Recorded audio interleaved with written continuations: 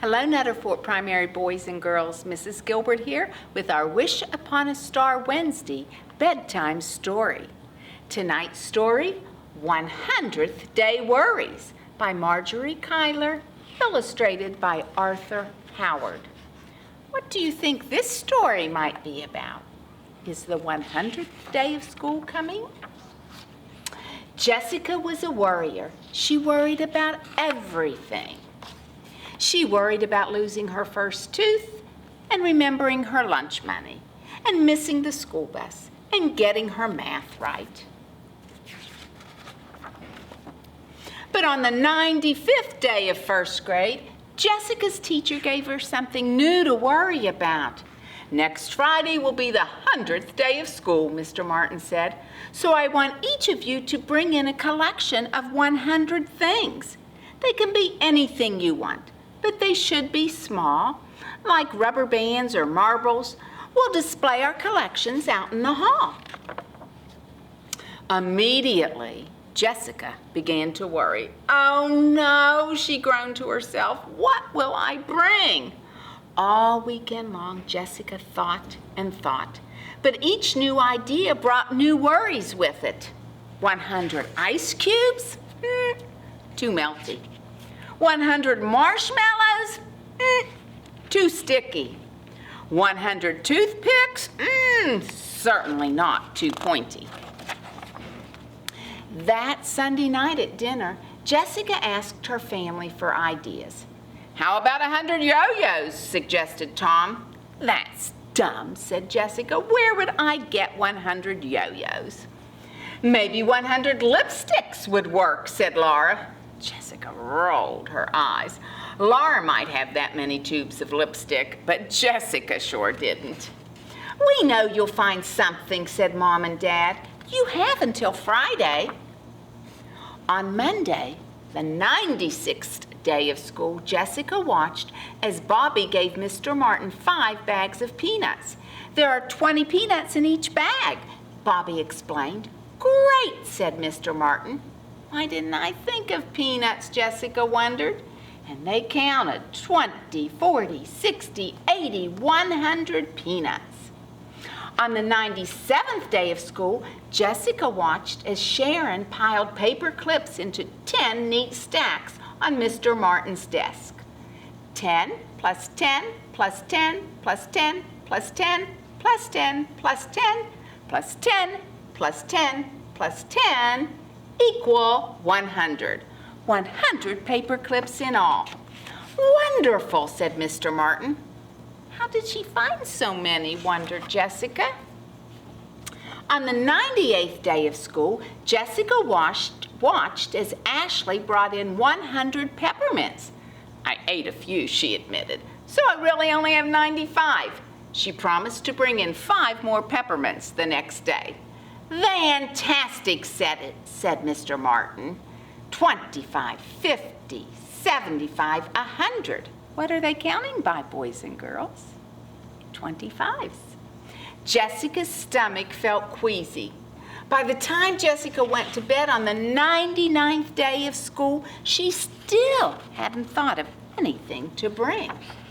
What would you bring? What are you going to bring? On Friday morning, she sat at the breakfast table and stared at her cereal. Jessica, asked Mom, what's wrong?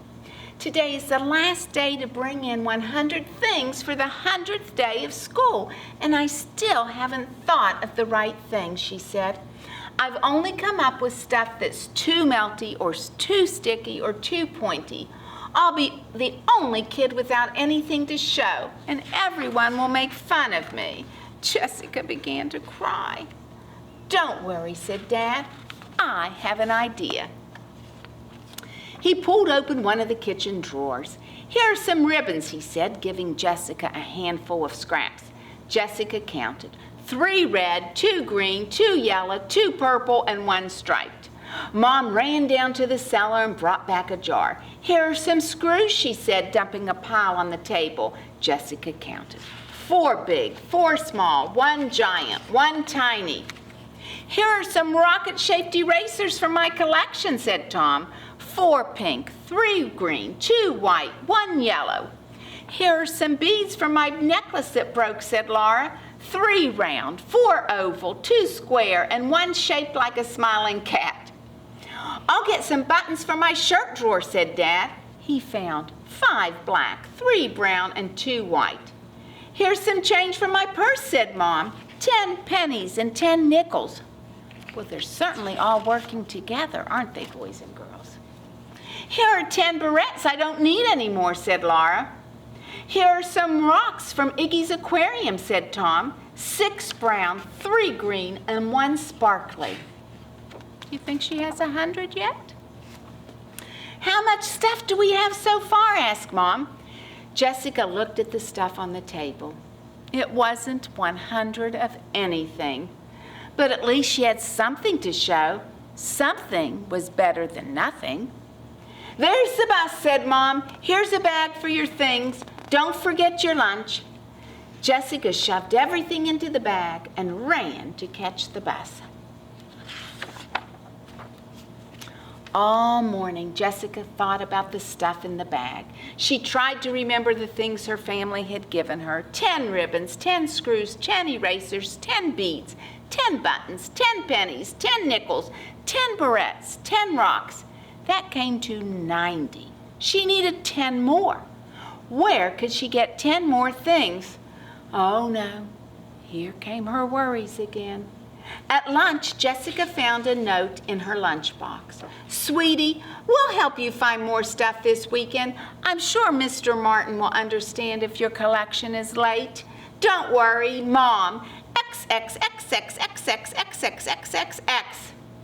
Suddenly, Jessica had a great idea. She smiled to herself as she waited for lunch to be over.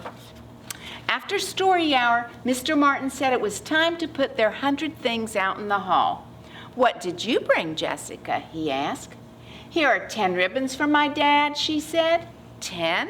asked Mr. Martin. And 10 screws from my mom, said Jessica. The other kids came over to look. And 10 erasers from my brother, and 10 beads from my sister. Pretty, said Anita.